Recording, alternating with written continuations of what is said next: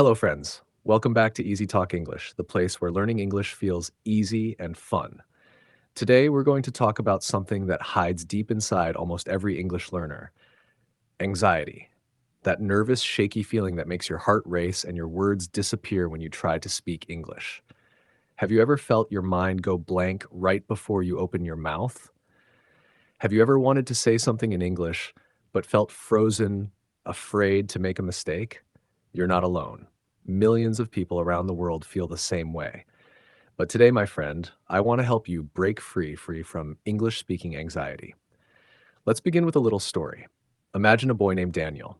Daniel loves English. He watches English movies, listens to songs, and dreams of speaking fluently. But every time he tries to speak, he feels a storm inside. His hands start to shake, his voice becomes weak, and his mind begins to whisper, "You can't do it." So Daniel stays quiet. He smiles instead of speaking, he nods instead of answering. And deep inside, he feels sad because he knows the words, but fear won't let them out. Does that sound familiar? Maybe you've felt the same way before. But one day, Daniel meets an English teacher who tells him something simple but powerful. She says, "Daniel, you are not afraid of English. You are afraid of judgment." And that sentence changes everything for him. He realizes that his problem is not the language. His problem is the fear of what others will think, fear of mistakes, fear of laughter, fear of not being good enough. That's what we call anxiety. And the first step to breaking free from it is understanding it. You see, when you feel anxious about speaking English, your body is not against you. Your body is just trying to protect you. It's saying, be careful, people might laugh. But the truth is, no one is judging you as much as you think. People are not counting your grammar mistakes. They're not thinking about your accent. Most of them are just happy that you're trying. You think they're judging you, but in reality, they're listening to your ideas, your tone, your story. Anxiety makes you imagine the worst. It says, if I speak, I will sound stupid. But let me ask you, has that ever really happened? Did the world end when you made a small mistake? No. You're still here, and you're still learning. Mistakes don't destroy you, they make you stronger. Anxiety is only powerful when you believe it's lies. When you start talking, when you face it, it loses its strength. Let's take a moment to understand what happens in your brain when you feel anxious.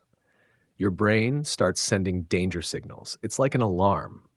It says something scary is happening. But speaking English is not dangerous. You're not standing in front of a lion. You're just trying to express yourself. So the next time you feel nervous before speaking, take a deep breath and remind yourself, I'm safe, I'm learning, I'm okay. This one small thought can calm your brain. Now, how can you break free from this fear in real life? The first thing is start small. Don't wait for a perfect moment to speak English. Start with tiny conversations. Say hello to a classmate, order food in English, comment on a YouTube video in English. Every small step builds confidence. You don't need to give a big speech on day one. You just need to start speaking, little by little. The second thing is focus on connection, not perfection. When you talk in English, don't try to sound perfect. Try to be real. Try to share your thoughts, your feelings, your ideas. People connect to emotion, not to grammar. If you speak with honesty and warmth, people will listen. Perfection doesn't make you fluent. Practice does. The third thing is be kind to yourself. So many learners speak to themselves in a negative way. They say, I'm bad at English or I'll never improve. But would you talk to a friend like that? Of course not. So why talk to yourself that way? Be your own cheerleader. Say, I'm learning. Say, I'm improving every day. Positive words create a positive mind, and a calm mind learns faster. Let's pause for a moment and imagine this. You walk into a room full of people who speak English. You feel that old fear coming back. Your heart beats faster. But this time, instead of running away, you smile. You take a deep breath and say, "Hi, how are you?" And guess what? The conversation starts. It's not perfect, but it's real. You're doing it. That's the moment you break free from anxiety, not when you speak perfectly, but when you speak bravely. Confidence doesn't mean you never feel nervous. Confidence means you speak even when you are nervous. You don't need to remove fear completely. You just need to move through it. Every time you speak, the fear becomes smaller and your courage becomes bigger. Here's something beautiful to remember. Your voice matters. Your accent is not wrong. Your way of speaking is not bad. Your English doesn't need to sound like anyone else's.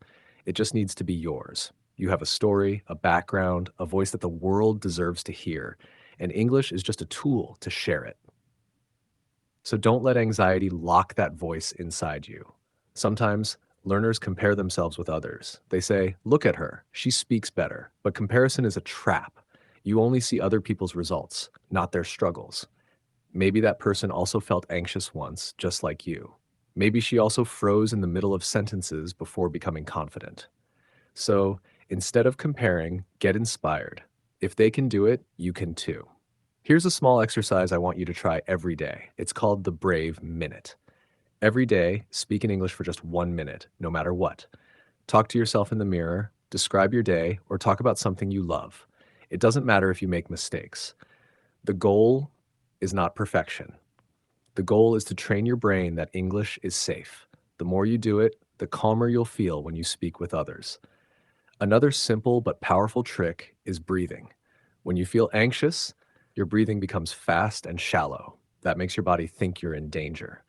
But if you slow down your breathing, take a deep breath in, hold it, and breathe out slowly, your body starts to relax. Do this before you speak, and you'll feel calmer.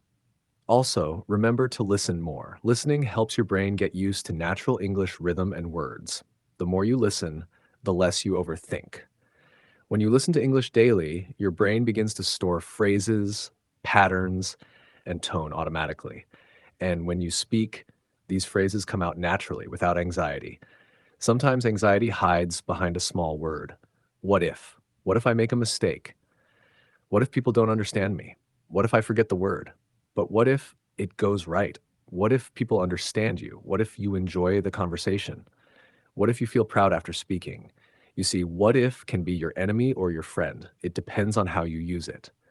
From now on, use it to imagine success, not failure. And here's a little truth. Your English doesn't have to be perfect to be powerful. Even with simple words, you can touch hearts, make friends, and express yourself beautifully. You don't need complicated vocabulary.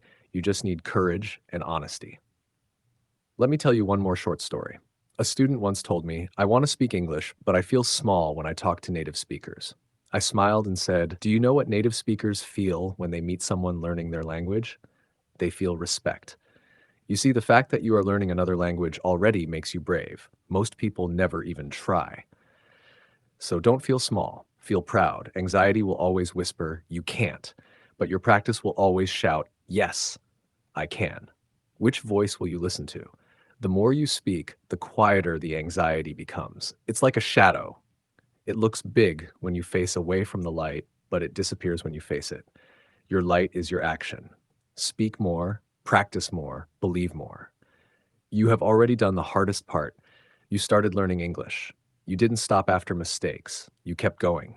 That means you already have courage inside you. Now it's time to let that courage speak through your words.